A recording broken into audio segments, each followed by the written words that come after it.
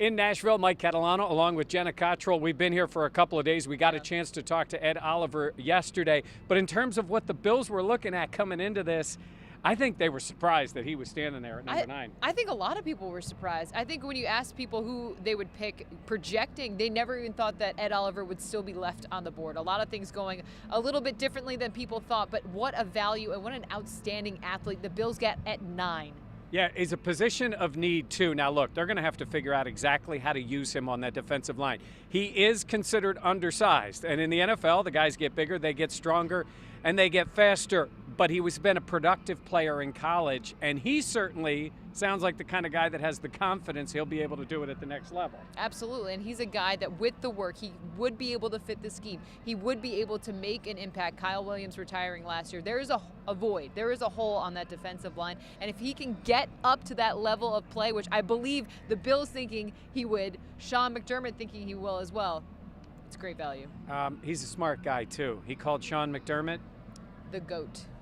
He's calling your head coach the GOAT. And the other reason that Ed Oliver is smart, he knows about the fan base. He does. I was so surprised. Even when we talked to him yesterday, he knew so much about Buffalo. He knew about Kyle Williams retiring, and he knew about Bills Mafia and that they like to have fun. And what did he say about Bills Mafia?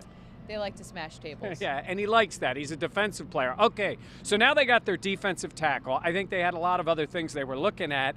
As they get set for tomorrow and round number 2, what do you think they're going to look at?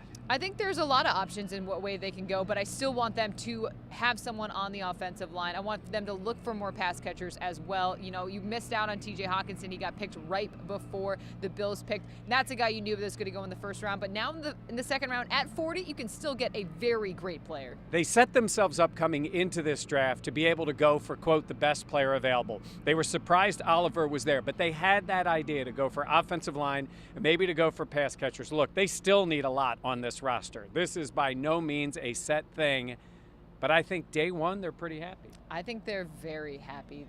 Again, they got a great guy. They didn't have to trade up, and he's now a Bill. Yeah, they're happy with Ed Oliver, but let's see what they do for day number 2. For Jenna Cottrell, I'm Mike Catalana in Nashville. Thanks for watching here on 13YM.com and on Twitter, Mike Catalana and Jenna Cottrell.